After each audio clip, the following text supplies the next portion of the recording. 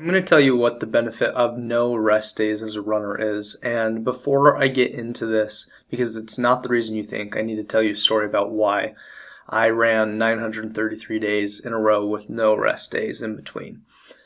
Well, one morning I wake up to a text I was somewhat expecting, though wasn't completely prepared for, that my grandpa had passed away to stage 4 lung cancer.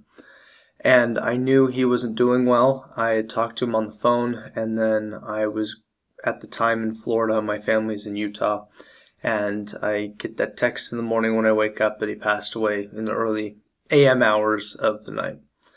And anyone who's faced or dealt with this is obviously quite an emotional experience. There's a lot of pain, grief, sadness, things like that. And there's also opportunity for major growth. And I decided in that moment when I saw that text that I was going to run 2 miles every single day for a full year, no rest days. I had heard online about people doing 1 mile every day for a full year. I thought 1 mile was too easy. So I decided to do 2 miles every day for a year. Well, I got through the first year. And the way I closed out the first year is for the last 10 days of that year, I ran a marathon every single day in honor of my grandpa. So I ran 10 marathons in 10 days. It was my own route that I did. It wasn't any races. And I raised $20,000 for a local charity, which was pretty cool feeling, pretty exciting. Well, once I did 1 year, I thought, well, what if I did 2 years, right? And so I got through 2 years. And then towards the end of this running streak, which was 933 days, I started to get just the most intense exhaustion. I don't know if it was adrenal fatigue or some sort of central nervous system issue. And what I started to experience is just pure brain fog and exhaustion. There were several days throughout the last couple months where I would sleep for 12 hours in the middle, throughout the night, and then take a 3 or 4 hour nap throughout the day, and then do that same thing the next day. I was just constantly sleeping. And I was faced with this decision to end the streak and try and recover, or keep going and push through. I decided to end the streak, and here's the reason why.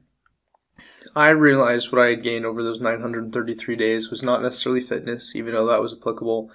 It wasn't necessarily, understanding running more, even though that was a factor. The single most biggest benefit for me with not taking any rest days for 933 days was this absolute mental confidence that I can handle anything. Throughout those 933 days, I had a lot of traveling for work. I flew a lot. I got sick. I had days after 100-mile races where I had to still get up and run 2 miles. I had time where I didn't sleep very well. There's all sorts of factors. And I always got the run in every single day, no matter what was going on. Ending this streak was a very conscious decision, where at 9 I knew on like a Sunday that I was going to end it. And I actually went one more day the next day. So I said I was going to end it, made the choice, went one more day the next day to make it 933 days. And it was a very conscious decision. I didn't end or ruin the streak just because I didn't get it in or I was too tired or whatever. I got those 2 miles or more every single day for 933 days. And this mental grit I am so grateful for. I'm glad I did the streak earlier in my running career because the reward I got out of it, being able to grind, knowing I'm going to get it in no matter what, whatever that looks like. That can also mean rest. It's not just about running and training hard, but also do you do the right recovery things as a runner. I can still get my foam rolling in, do some yoga, make sure I'm drinking my water. There's this newfound confidence for myself as the streak is closed that I can handle it. And so even though I wasn't necessarily efficient with my fitness and maybe was overtraining, the mental rewards I got from that made it incredibly valuable and completely worth it. And so this is something to consider. I think there's a time to be unreasonable, especially as you're trying to develop your different skill set. And there's so much when it comes to training on being physically optimal, which I am completely on board with. I don't want people to get injuries. I don't want injuries. And at the same time, there's a space for people who want to go there where you be unreasonable and you push further and harder than you probably should. But the mental benefit from that, I think, is worth that effort, worth that overtraining.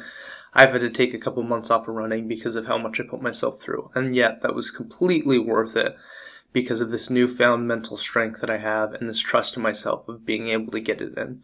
And so maybe you need a period of being unreasonable. It may not look like 933 days of running every day, but there's a time to push your limits further than what's physically optimal for training because of the mental reward and the understanding of your own internal power and the power of your mind. So something to consider.